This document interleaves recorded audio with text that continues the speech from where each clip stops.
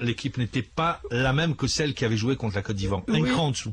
Oui, forcément. Mais souvenez-vous, contre la Côte d'Ivoire. On a tardé à rentrer dans le match. Les 20 premières minutes. Oui, on a tardé.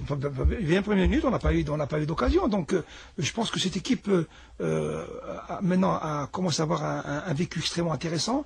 Cette équipe, il faut le souligner. L'objectif, donc, de cette Coupe d'Afrique, c'était quoi? Le plus possible. Avant de revenir sur l'objectif de la Coupe d'Afrique, moi je vais rester avec vous. Pour vous, le tournant du match, c'est le carton jaune, le premier carton jaune donné à Halish. Effectivement, je pense que c'était calculé.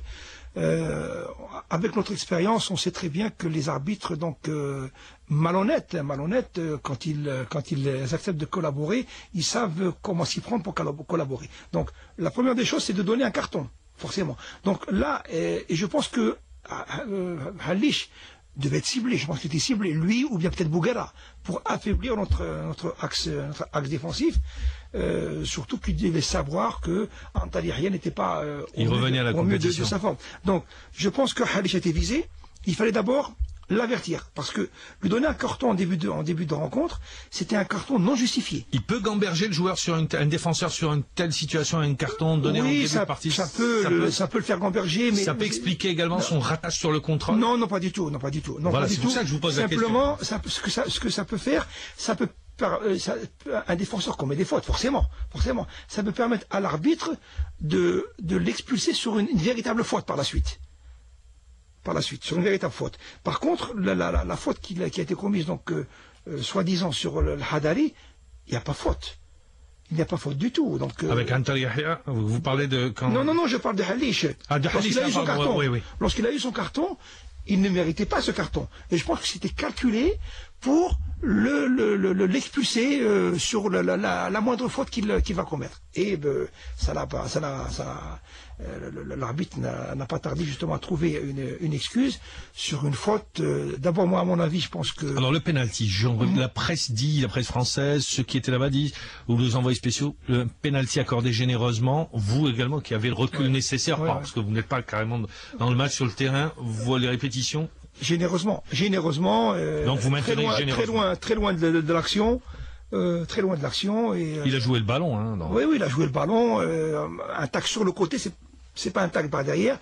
Donc ça méritait pas donc le penalty et le carton qui s'est ensuivi. Maintenant, s'il y avait faute caractérisée, ça méritait le carton. Mais là, il n'y a pas eu faute caractérisée, donc le penalty ne s'imposait pas. Et je pense que ça a été calculé pour mettre l'équipe algérienne en très grande difficulté, parce que effectivement après, lorsque nous sommes à 10 et que nous sommes à 0, ça devient assez jouable. Avec mais là, avec un penalty, et en plus un penalty, quand on revoit les images de la télévision, des joueurs égyptiens qui rentrent, qui auraient dû être éventuellement retirés, et la manière. Donc le Hosni a tiré le penalty vraiment parce qu'il a arrêté sa course carrément, pratiquement, car il a arrêté sa course. Je pense que il devait être retiré. Ceci dit, il devait être retiré, il aurait dû avoir un carton. Il aurait dû avoir un carton. Effectivement. Donc on a perdu pas contre l'Égypte, c'est vraiment l'arbitre qui nous a fait perdre cette rencontre. Maintenant, après, on peut parler du reste de la rencontre, mais je pense qu'il a donné un très grand coup de main à cette équipe égyptienne qui n'en avait pas besoin.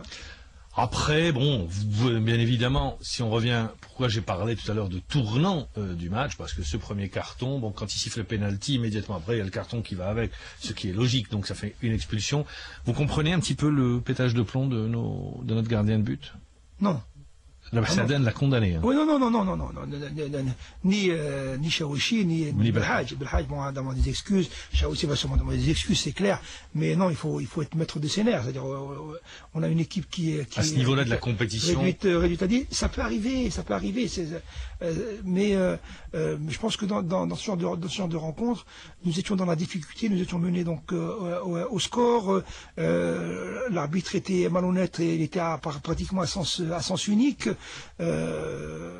Nous sommes revenus en seconde mi-temps avec de bonnes intentions, parce que pendant peut-être une quinzaine de minutes, on sentait notre équipe présente, on sentait notre équipe qui arrivait donc à arriver aux 18 mètres adverses.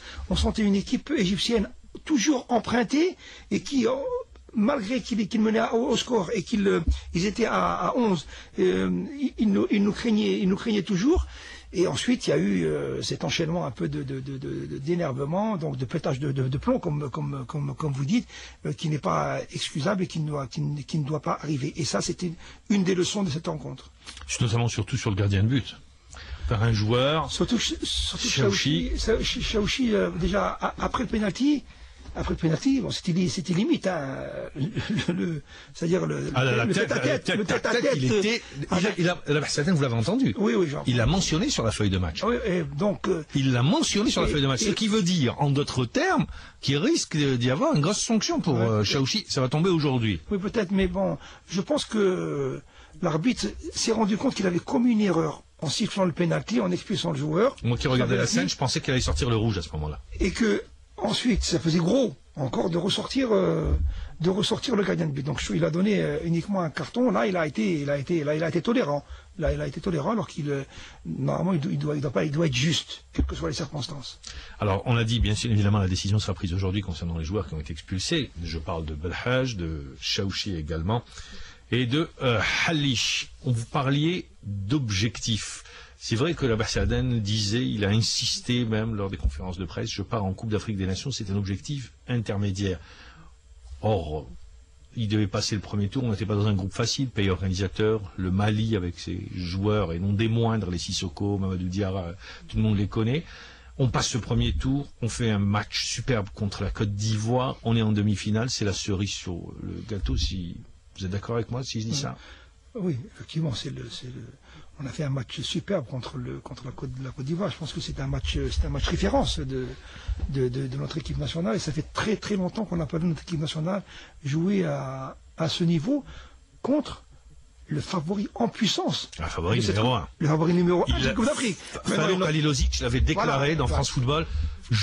On viens pour gagner la Coupe d'Afrique des Nations. Exactement, c'est une équipe, on parle de cette équipe ivoirienne, mais on dit d'elle qu'elle est capable de faire de grandes choses en Coupe du Monde. Vous imaginez un peu. En plus, elle n'est pas dans un groupe facile, avec le Brésil. Oui, mais voilà, exactement. Donc, c'est vrai qu'ils ont un potentiel, et je crois que les nôtres, vraiment, ont montré qu'ils avaient du caractère, et qu'ils avaient un potentiel, et que... comme l'avait dit Saaden, et moi-même je l'avais dit aussi, avant cette Coupe d'Afrique, l'objectif était c'est vrai, avec un objectif minimal, c'est de passer au second tour. C'est la moindre des choses, mais surtout... Il y a le statut de mondialiste, toutefois, voilà, tout de même. Voilà, mais surtout d'améliorer notre fond de jeu. Parce que, et Saaden l'avait dit que pendant les éliminatoires, on avait fait de bons matchs, de bonnes mi-temps, on avait gagné des matchs avec le mental, mais on n'avait pas eu le temps de travailler. Dans la mesure où vous savez que après chaque match officiel, vous n'avez que 4-5 jours pour regrouper les joueurs qui sortent du championnat. Depuis le 27 décembre. Là, depuis le 27 décembre. Donc, notre équipe est allée en se bonifiant de match en match, à part la gifle qu'on a reçue contre le Malawi, parce qu'il nous a peut-être réveillés. Ça arrive qu'une équipe... ça arrive. Non, moi je vous pose la question, vous êtes entraîneur. Oui, ça arrive. On fait un stage de préparation, on sort d'un stage, les conditions ne sont pas les mêmes, ça arrive que l'équipe n'arrive pas à s'acclimater rapidement, ça peut arriver. Ah, oui, c'est un non-match, elle joue pas son match complètement, tout le monde passe au travers. Ça arrive. Il y avait une équipe malawite qui en voulait, qui était outsider, qui était soi-disant, entre guillemets, l'équipe la plus faible de cette... Petit poussé avec le Bénin et le Mozambique. Le petit poussin, joué à une heure un peu... 14h45. Quand en Afrique, il fait... Mais tous les mondialistes ont raté leur entrée en matière. Exactement. Tous, sans exception. Exactement. Y a-t-il une explication? Peut-être aussi un peu sous-estimer l'adversaire, attention. Inconsciemment, on sous-estime un peu l'adversaire, on pense que rien ne peut nous arriver. Voyez un peu la Côte d'Ivoire contre nous. Avant le match, ils se disaient que la Côte d'Ivoire allait nous balayer. Il n'y en avait pas beaucoup qui auraient misé sur l'équipe d'Algérie, il faut être honnête. Surtout que la Côte d'Ivoire a ouvert le score très rapidement. 4 minutes de jeu. Ça dit, ça y est, le match est plié. Le potentiel offensif c'était sans compter cette réaction extraordinaire de notre équipe algérienne qui a sorti de ce plus grand match et qui sait toujours réagir aussi dans les rencontres. Donc, notre équipe nationale en Coupe d'Afrique elle devait donc améliorer son volume de jeu.